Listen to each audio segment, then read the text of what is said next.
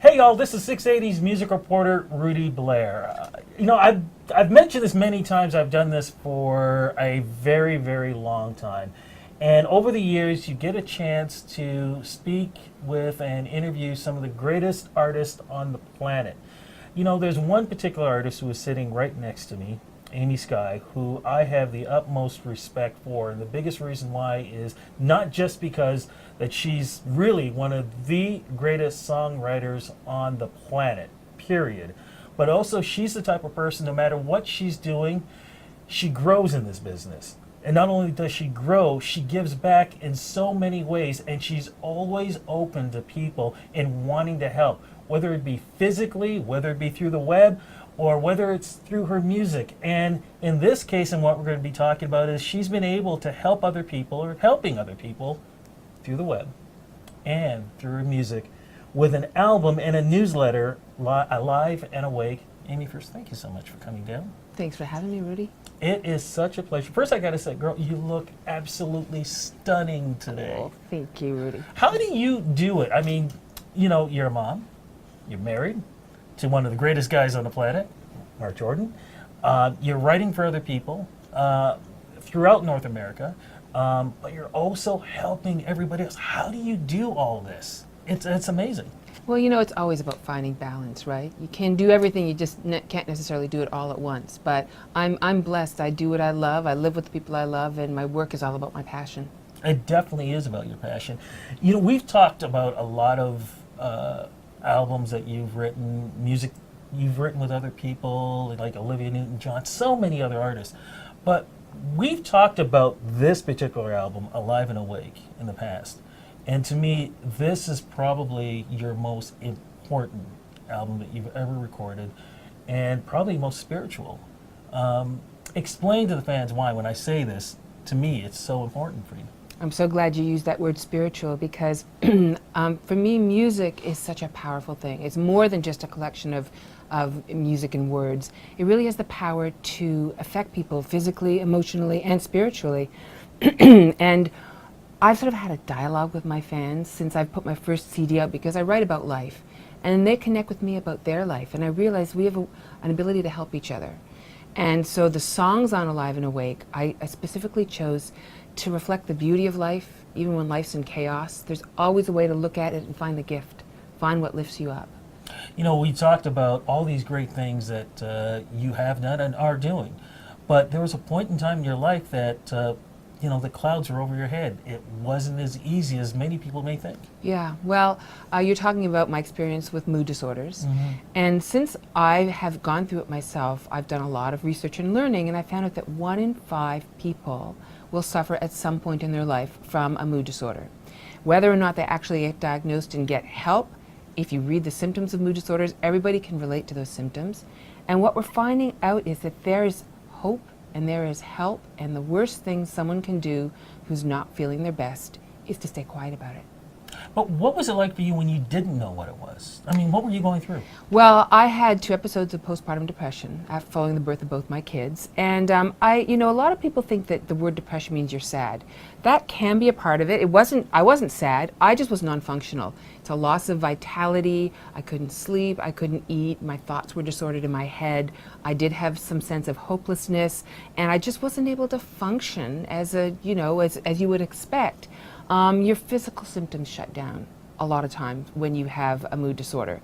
And because I didn't know anything about it, and it was a long time ago, I didn't get help. And when you don't get help, your body's always trying to heal. I got through it, but it came back later in life under another stressful circumstance. And that's when I really jumped in and went, what is going on here? And found out that as a creative person, as many creative person do, I have the recurrent mood disorder. There are going to be times in my life when under stress or a trigger, or it could be hormonal or physical symptoms that cause it, I'm just going to stop functioning at my best. And I now know how to get help, and I want to share those resources with other people so people don't suffer in silence. How do you explain that to your family at the time when you don't know exactly what's going on? Because they must be thinking what the heck? At the first I didn't know. I did not know. But when it came back again and I finally got into treatment, because I didn't know, because I didn't go see a specialist. When I went to see a professional, and you can go to your GP with your symptoms and say, I suspect I have symptoms of depression. You might not know. And sometimes, you know, one of the things about depression is the symptoms, if they last for less than 2 weeks, it can just be like a reactive kind of a thing. More than 2 weeks, you really need to get some help, get some tools, possibly medication, possibly cognitive behavioral therapy, all sorts of dozens of things you can do to get yourself back to feeling and functioning your best. Does this happen just with everybody? I mean, you mentioned about because, birth of your children. And of course, we are talking, as we speak this week, this is the week of mothers. Mental Health Week, yeah. Exactly. Does this happen a lot to mothers, people who do, women have birth? Unbelievable. I actually don't know the exact percentage, but it's very, very high. I'm doing an event actually Wednesday night with a group called Life with a Baby, where we're talking about specifically postpartum depression.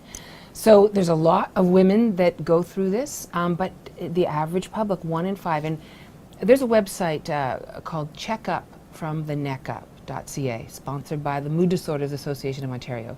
And if you're having any kind of symptoms, if you're not feeling your best, if you're having anxiety, sleeplessness, or too much sleep, or not enough appetite, or too much appetite, problems in your relationship, problems with your work, good to check out your symptoms, do a little self-test, and see if you might be someone that needs some professional help. And what stops people is people are afraid if they go to see a psychiatrist or psychologist, they think they're crazy and they think that there's going to be a stigma against them. Well, I'm here to say it's no different than if you sprained your back, pulled a muscle in your leg. Your brain's just a body part. Very true. How are you able to take that experience and channel that into this album? So what I've done with the songs on Alive and Awake, I've chosen, when you decide to pick up the phone and make that call, when you decide to be proactive about taking care of your own health, we call that self-care. And self-care is the newest frontier of mental health. A lot of people think if you're having mental health issues, you take a pill and it goes away. Well, medication can be part of it, for some people, not for all. But we're partnering with Sunnybrook Hospital now because their whole research thrust is self-care. So when you decide to make that decision to take care of yourself, you need support. You need support from your friends. You need support from your family. You need to talk to yourself. And the songs on this CD are all affirmations. There's a song called Ready to Be Changed, which is about that moment when you go, I'm presenting, I've made the decision to get better. There's a song called Hope Floats, which just reinforces the idea that when you decide to start a journey, you'll be helped. There's invisible hands always who help people who know where they want to go. There's a song called Find a Little Faith, which is about trusting that in your darkest hour, there will be hope for you.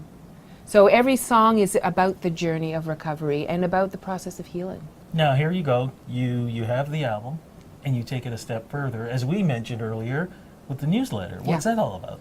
So when I said it's important to get help, what you're saying is that you believe there's hope, and what you're understanding is that you're not alone. And people that have these conditions, so often they think they're the only person that they're suffering in silence. Oh, yeah. Right? Yeah. The truth is, statistically, 1 in 5 people. Go to any restaurant, look around, count 1, 2, 3, 4, 5, there's someone, right?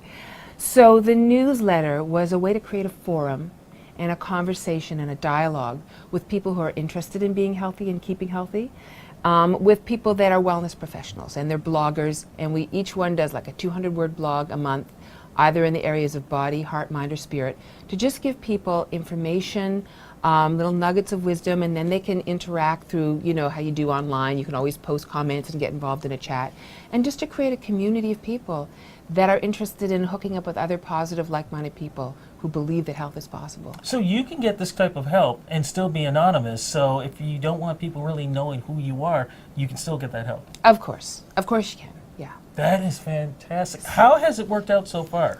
Well, it's been amazing. We publish the newsletter once a month, and you go to amysky.com, and there's a link that says sign up for the Alive and Awake newsletter. And there's also a separate website, aliveandawake.ca, where all of the blogs are archived, and so you can go and search through different information. And we've also started posting little 5-minute fitness exercise videos that people can do, because exercise is a huge part of mental health. Really? How does that work? So many ways. Relaxation is key. First of all, if your mood disorders are exaggerated by stress shows up Where does it show up? In your bodies, your shoulder tightness, back pressure, headaches, right? So you need to loosen and limber, strength and stretch. Flexibility is really important, and strengthening is important.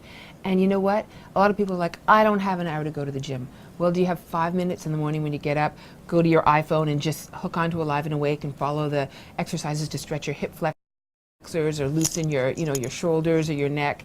I think we can all find a couple of 5-minute chunks a day to do that, even if we can't commit to going to the gym. Does it make a difference in what you eat too, or even? And I think you Yeah. mentioned earlier sleep habits also. Sleep is so important. Anytime you're not well, whether it's physical or mental, getting on a regular sleep schedule is really important. We have one of our archive posts is from nutritionist Rose Reisman. She talks about foods that can help you sleep. Having a regular sleep schedule, like going to bed at the same time every night and getting up every morning, is really helpful. And yeah, there's lots of things. Nutrition is important. Supplements are really important. Again, it's important to consult with a naturopath because you have to know what's going on in your own body. But vitamin D is hugely important. Eating the right amount of protein is important because serotonin is the feel-good brain transmitter, but it's manufactured in your gut. You can take medication and that will help keep your serotonin levels even, but the only way you can create new serotonin is from nutrition.